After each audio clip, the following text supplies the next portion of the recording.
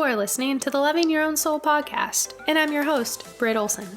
Guided by my own intuition, my intention is to deliver genuine conversations centered around health and wellness, spirituality, self-expression, and culture. In this space, I will provide you with real-life stories, theories, and inspiring perspectives to help you uncover and tap into your own true potential. I'm so grateful you've chosen to tune in with me on this mindful exploration to living a more fluid life through a deeper connection to the soul. Now let's dive into today's journey. Hey guys, and welcome to the Loving Your Own Soul Weekly Digest. For those of you who are new here, every Thursday I will digest and decode a different health and wellness, spiritual, or cultural topic so that you can better understand and feel more on trend in the ever-changing world we live in. This week I will be giving you the download on what's in a shower routine. As always, please do not forget that I am not a trained medical professional, do not currently hold any licenses, nor do I claim to be an expert in any of these areas. This episode simply stems from theories, research from qualified field professionals, and my own findings and opinions on the areas we discuss.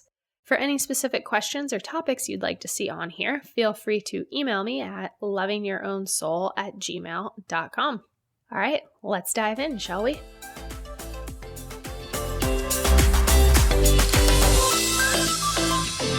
All right, so today we are going to talk about shower routines. More commonly than not, we're constantly hearing about skincare routines and ways that we can really boost our skin, heal our acne, get rid of those wrinkles, different products, all kinds of things. Skincare routine is a word we hear all the time in the wellness industry, but how often do we actually hear about the shower routine? Well, shower routines are becoming more and more popular. Not surprised, we all need something new to latch onto. But with that, let's chat about it because it's actually pretty important, come to find out, as our skin is a big part of our entire ecosystem. According to experts, skincare actually really does start in the shower, and skincare is not just for your face, but for your entire body and your own microbiome. It's so important to ensure you've nailed your routine so that you are making the most out of it and doing best by your body, mind, and skin. According to experts, there are 4 things that matter most in a shower routine, and that is what you are cleansing with, how frequently you cleanse, how you shave, and how you exfoliate. Unfortunately, we are all making several mistakes when taking a shower, so let's dive into those. The number one mistake we all make is hot water. It is recommended that we keep the temperature warm rather than hot. Although hot water feels amazing, nobody will ever deny that. Dermatologists do warn against taking hot showers because the hot water actually deprives the skin of intrinsic natural oils and lipids, which protect our skin and keep it moist.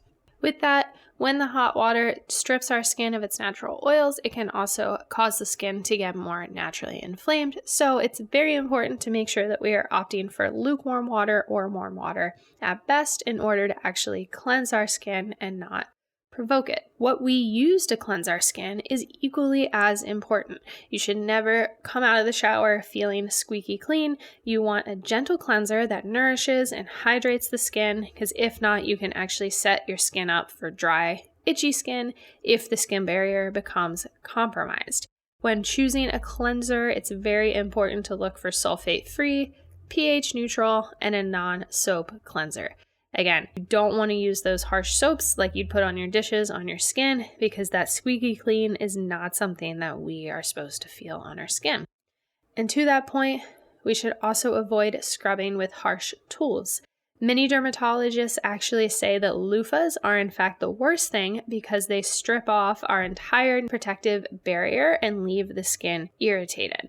Instead, it's best to use cotton baby washcloths, or even just our hands are another very effective tool.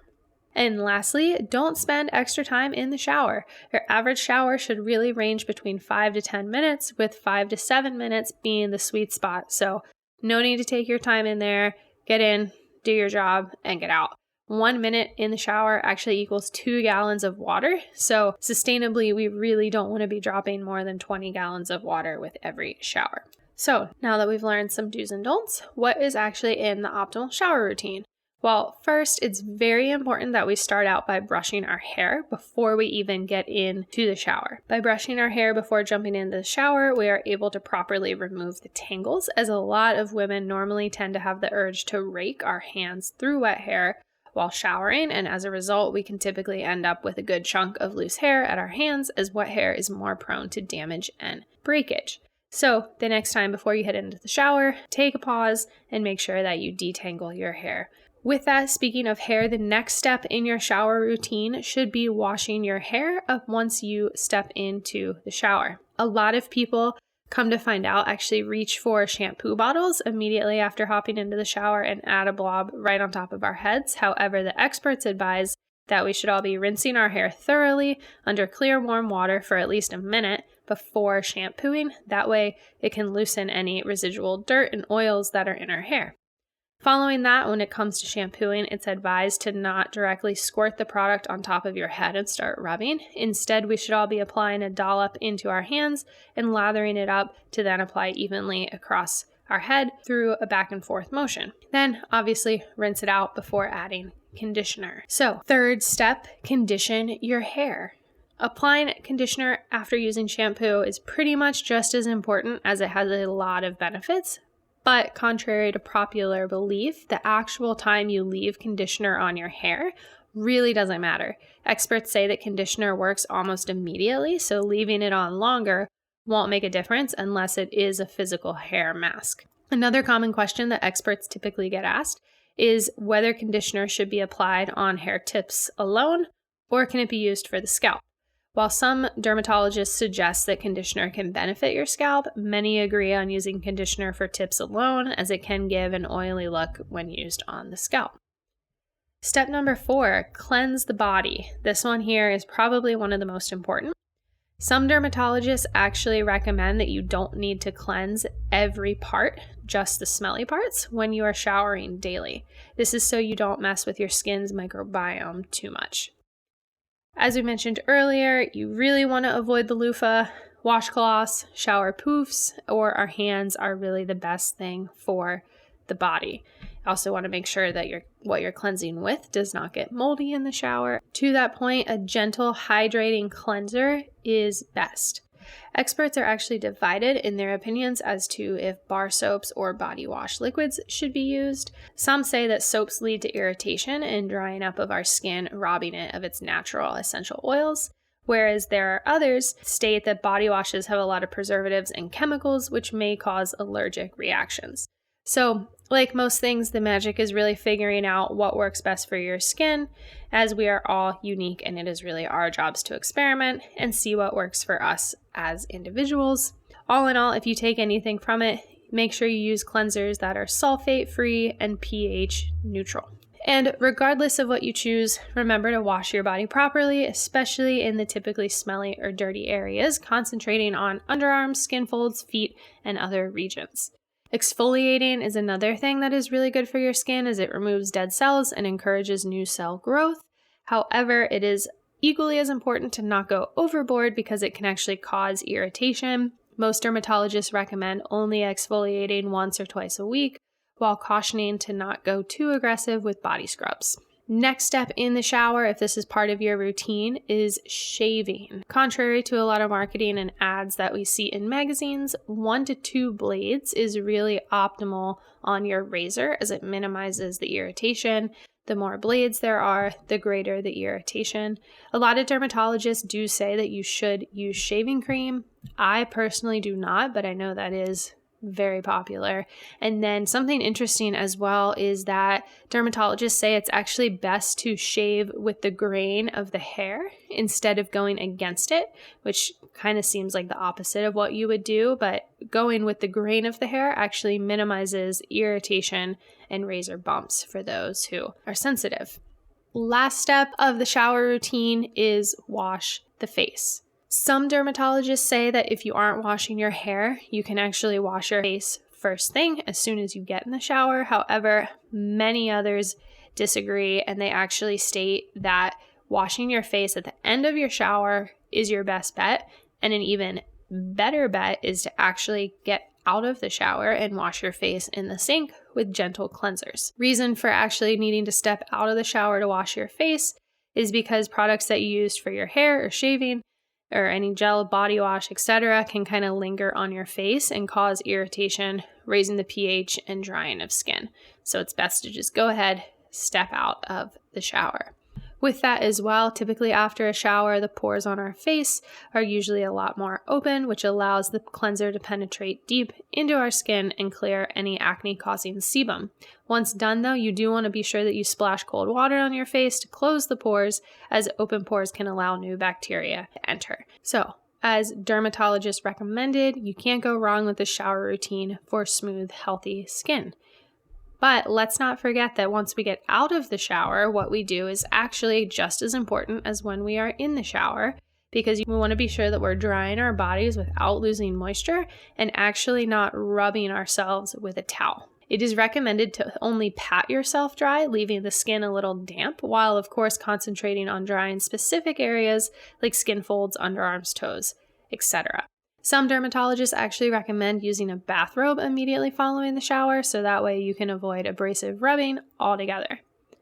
Moisturizing the body and face before leaving the bathroom to capitalize on the humidity and lock in extra moisture is another highly recommended tip. In fact, some even say that you should do your entire skincare routine before leaving the bathroom in order to take advantage of the after shower environment and lock in extra moisture so as to reduce the amount your skin dries out during the day.